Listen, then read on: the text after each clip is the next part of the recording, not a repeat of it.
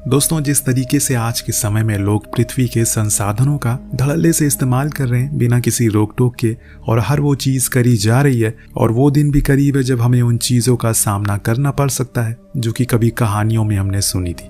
पर क्या अगर वो चीजें सच में हो जाए तो हमारी दुनिया कैसी होगी? तो अटलांटा महासागर के बीच हम कुछ लोगों को देखते हैं, जिसमें एक जैक है जो अपनी टीम के साथ बर्फ के सैंपल ले रहा है। पर इसी बीच वहां पर एक तेज झटका आता है जिसे एक लंबी दरार बन जाती है और उनकी जो भी मशीन थी वो उस दरार में गिर जाती है। पर सबसे बड़ी मुसीबत यहाँ ये थी कि इनके लिए हुए सैंपल वो भी उसी में जा चुके हैं उस पार।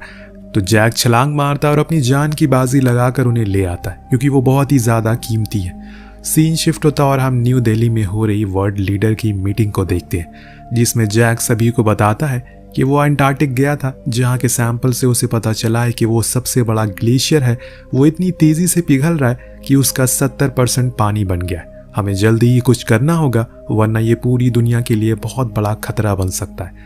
और इसका अंजाम क्या होगा आप सभी जानते। इतने में यूनाइटेड नेशन का चीफ कहता है कि इसमें तो बहुत पैसा लगेगा, कौन देगा इतना पैसा, क्या कोई कंट्री इसके लिए तैयार है? और ये सुनते किसी का हाथ नहीं उठता। जो देख जैक ने कहा कि आने वाले समय में धरती का तापमान इतना गिर जाएगा कि एक आइस एज की शुरुआत होगी, सूरज से कई सालों तक नहीं निकलेगा, लोग भूख और ठंड से मारे जाएंगे, और ऐसे में अगर हमने कोई फैसला नहीं लिया तो इसका अंजाम बहुत भयानक होने वाला है। इसमें हमारी पूरी धरती पानी में डूब सकती है। 2 महीने बाद हम एक वेदर रिपोर्ट को देखते हैं, जिसमें अचानक से एक जगह का तापमान 13 डिग्री गिर जाता है। जो देख वो आदमी अपने सीनियर को बुलाता है। इस बीच दुनिया के दूसरे कोने यानी कि टोक्यो में हम देखते हैं कि काफी टाइम से बारिश लगातार होती जा रही है, लेकिन आज कुछ बहुत ही अजीब होता है। आसमान से बड़े बड़े बर्फ के टुकड़े गिरना शुरू हो जाते हैं, जैसे कोई ऊपर से उन्हें फेंक रहा हो, और इसमें कई लोग घायल भी हो जाते हैं, पर किसी को कुछ पता नहीं था। दूसरी ओर जैक जो अपने घर लौट आया, उसे पता चला कि उसका बेटा हेनरी, जो काफी इंटेलिजेंट है, पर उसे स्कूल में फेल कर दिया गया।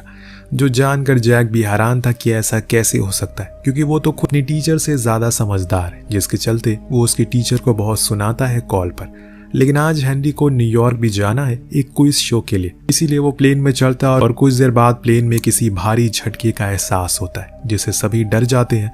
लेकिन फिर अचानक सब कुछ शांत हो जाता है और फिर ये न्यूयॉर्क भी पहुंच जाते हैं। वहां बहुत ही ट्रैफिक लगा था, इसीलिए सभी बच्चे टैक्सी से उतरकर पैदल जाने लगते हैं। लेकिन तभी हेनरी को आसमान में कुछ बहुत ही डरावना दिखाई देता है। लाखों की तादाद में चिड़िए चिल्लाते हुए दूसरी ओर भाग रही थी, मानो उन्होंने कुछ ऐसा देख लिया हो जो सभी को बताना चाह रही है। लेकिन किसी को फिर भी कुछ पल्ले नहीं पड़ता। उन्हें लगता है कि शायद ठंड के कारण वो दूसरी जगह पर जा रही है। खैर, अब ये अपने कंपटीशन के लिए चले जाते हैं। शो को शुरू किया जाता है। उधर हम एक और सीनियर प्रोफेसर को देखते हैं, जो उस जगह पर पहुंचते हैं जहां से उन्हें उसे आदमी ने कॉल किया था, जिसने सबसे पहले उस गिरते हुए तापमान को देखा था। जब प्रोफेसर इस चीज को देखते हैं तो उन्हें लगता है कि शायद ये कोई मैकेनिकल ग्लिच हो सकता है, लेकिन ये चीज एक नहीं बल्कि 4 जगहों पर हो रही है, जो काफी डराने वाली बात है। इतनी तेजी से तापमान कैसे गिर सकता है? उधर न्यूयॉर्क में मौसम लगातार बिगड़ता जा रहा है। तेज तूफान के साथ अब भारी तूफान आने की भी संभावना बढ़ सकती है। वहीं प्रोफेसर फौरन जैक को कॉल करते हैं, क्योंकि उस दिन दिल्ली में हुई मीटिंग में वो सभी शामिल थे। वो जैक से कहते हैं कि जैसे तुमने कहा था, महासागर में अब तापमान गिरेगा। उत्तरी दिशा से तेज हवाएं चल रही हैं और जो ग्लेशियर पिघल रहे हैं वो अब पानी भी बन चुके हैं। जैक कहता है कि ऐसा मुमकिन नहीं है, ऐसा होने में तो कई 100 साल बाकी है। लेकिन जब वो प्रोफेसर की भेजी हुई रिपोर्ट्स को देखता है तो उसके तो पैरों नीचे जमीन खिसक जाती है। ये सब कुछ सच में हो रहा था। जैक का कहना था ये जो कुछ भी हो रहा है वो 10,000 साल पहले हुआ था, पर अब इसका क्या सोल्यूशन है उन्हें खुद नहीं पता। उधर हम देख पाते हैं कि मौसम विभाग वाले सभी को कह रहे हैं कि जो कोई भी लॉस एंजलिस में रहता है वो वहां से बाहर आ जाए, क्योंकि उसकी ओर 70 किलोमीटर की स्पीड से हवाएं आ रही है जो सब कुछ उड़ा कर ले जाएंगी। ये बात सच भी है, क्योंकि जब हम उन नज़ारों को करीब से देखते हैं तो एहसास हो जाता है कि ये वाकई में बहुत ही ज़्यादा भयानक है। एक दो नहीं बल्कि कई सारे टोर्नाडो लॉस एंजलिस को जड़ से उखाड़ कर फेंक रहा है, जिसमें न जाने कितने हजारों लोग मारे जाते हैं। सारी वापस आने वाली फ्लाइट को कैंसिल कर दिया जाता है, यानी कि हेनरी अब वहीं पर फंसा रह गया। उधर अब मीटिंग का सिलसिला बढ़ जाता है, क्योंकि वो तूफान थोड़े समय के लिए थम चुका था। इस बीच उस मीटिंग में यूनाइटेड नेशन के हेड भी शिरकत लेते, जिनके सामने जैक बताता है जो कुछ भी आप लोग अभी देख रहे हैं वो मेरी थ्योरी के हिसाब से 100 साल बाद होने वाला था, लेकिन मैं ये गलत था क्योंकि उत्तरी महासागर की चट्टानों में दरार पाई गई है जिससे कि न जाने कितने बड़े बड़े ग्लेशियर पिघल गए और उसमें से जो पानी निकला होगा वो कितना ठंडा और कितना ज़्यादा हो सकता है आप अंदाज़ा भी नहीं लगा सकते। और उसकी बात पर कोई भी ध्यान नहीं देता, पर जाते जाते वो सभी से कहता है कि हम अभी एक भयानक क्लाइमेट चेंज के एकदम किनारे पर बैठे हुए, तो सभी तैयार हो जाओ, बहुत कुछ बदलने वाला है। कुछ ऐसे लोग थे जो उसकी बात से सहमत थे, इसीलिए वो उन्हें अपने साथ चलने को कहता है, जो जाकर वहां पर कई घंटे रिसर्च करके जो खुद बनाए हुए मॉडल की मदद से जानकारी इकट्ठा करता है। दिन अगले दिन वो वाइस प्रेसिडेंट के पास जाकर उन्हें समझाने की कोशिश करता है कि उन्हें जल्द से जल्द शहरों को खाली करवाना होगा क्योंकि अगले 20 से 25 दिन में कुछ ऐसा होने वाला है जिसकी उम्मीद किसी को नहीं होगी। लेकिन प्रेसिडेंट उसे ये कहकर ठुकरा देते हैं, तुमने यही चीज़ दिल्ली में भी कही थी, जो कुछ भी 100 साल बाद होने वाला है, पर तुम्हारी बात, तुम्हारी थ्योरी गलत निकली, इसीलिए मैं कोई बात पर भरोसा क्यों करूं। उनकी बातों से बेचारा जैक मायूस हो जाता है, उसे पूरा अंदाजा है कि दुनिया पलटने वाली है। एक और हम लंदन की रॉयल फैमिली को देखते हैं जो 3 हेलीकॉप्टर से रशिया की ओर जा रहे हैं, लेकिन अचानक से वहां का तापमान गिरने लगा जिसके कारण ये हुआ कि जिस हेलीकॉप्टर में वो सभी थे वो ठंड के मारे जम गया और काम करना बंद करने लगा। उसे कुछ ही देर बाद किसी का कोई अता पता नहीं चला, न जाने वो कहाँ बर्फ के नीचे दफन हो गए, पूरा रॉयल परिवार। वहां जैक अभी भी अपनी रिसर्च में लगा हुआ था, किसी भी हाल में उसे इसकी जड़ तक जाना है और पता लगाना है कि ये कब तक खत्म हो जाएगा सब कुछ। लेकिन वहाँ न्यूयॉर्क में तो चीज़ें बदलना शुरू हो गई है, बारिश बहुत ही तेज़ हो गई है, सीवर भी ओवरफ्लो होने लगे हैं, महासागर से एक लहरों का बवंडर इनकी ओर आ रहा है। हेनरी फौरन भागकर एक बिल्डिंग में जाता है, लेकिन बीच रास्ते में वो फंसे हुए लोगों की जान भी बचाता है। उधर हम उस नज़ारे को देख पाते हैं जो शायद आने वाले कल में सच भी हो जाएगा। समुंदर अपनी सतह छोड़कर अपने पुराने रास्ते की ओर आना शुरू कर दिया।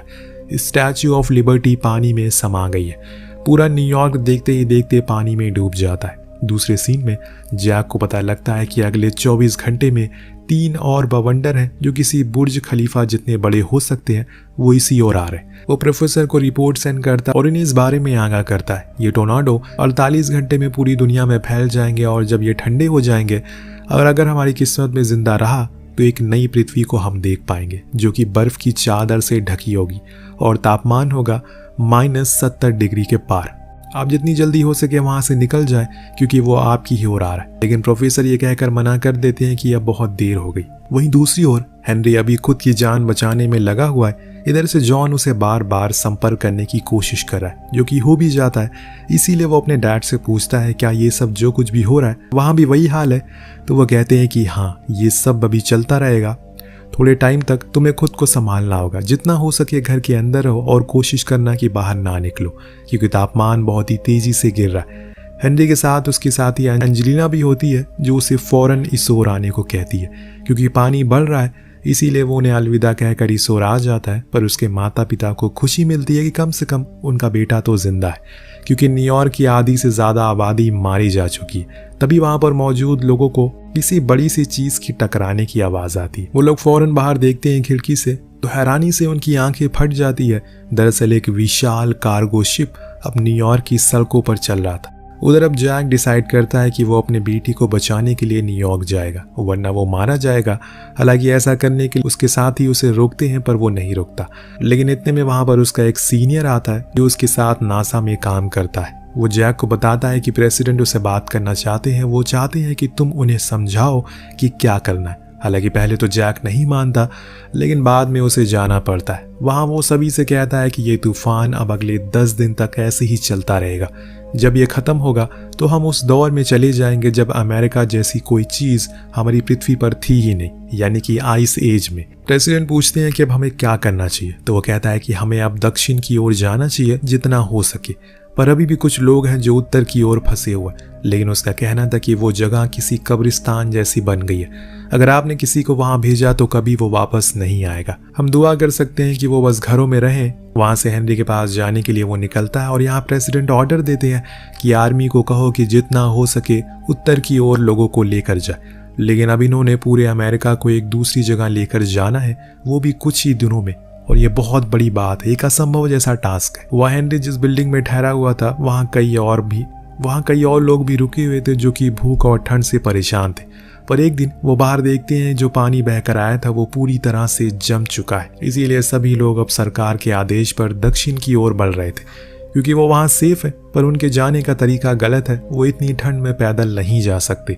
ये बात हेनरी वहाँ मौजूद सभी लोगों से भी कहता है। सभी उनके साथ जाने लगते हैं, लेकिन हेनरी अपने दोस्तों के साथ वहीं रुकता है, क्योंकि उसके पिता ने कहा था कि वो भी आएंगे। वो जितनी देर घर में रहेंगे उसके लिए उतना ही बेहतर। इसीलिए वो लोग किताबों को जलाकर थोड़ा शांति लेते हैं और इंतजार करते हैं। मगर उसका दोस्त सैम उसे कहता है कि तुम्हारे डैड नहीं आने वाले, क्योंकि उत्तरी एरिया पूरी तरीके से बर्बाद हो चुका है। पूरा लॉस वेगस 15 फीट बर्फ के नीचे है, कैसे आएंगे? लेकिन हेनरी को यकीन था कि वो जरूर आएंगे, इसीलिए वो उसी उम्मीद में रहता है। इधर हेनरी अपनी पुरानी टीम को लेकर निकल जाता है, क्योंकि उन सभी को पता है कि ऐसी बर्फीली जगहों पर कैसे जिंदा रह सकते हैं। लेकिन रोड्स पर कई फीट मोटी बर्फ जमी है, जिसके कारण इनकी कार वहां फंस जाती है और निकलने का नाम ही नहीं लेती। और इसी वजह से वो लोग उसे छोड़कर आगे पैदल ही बढ़ते। इन्होंने अपने शरीर को पूरी तरह से ढक रखा है, इसीलिए इन्हें कुछ भी दिखाई नहीं देता आगे क्या है। और इसके चलते जो सबसे पीछे बंदा चल रहा था वो एक शीशे पर पैर रख देता है, जो कि टूट जाता है और वो सभी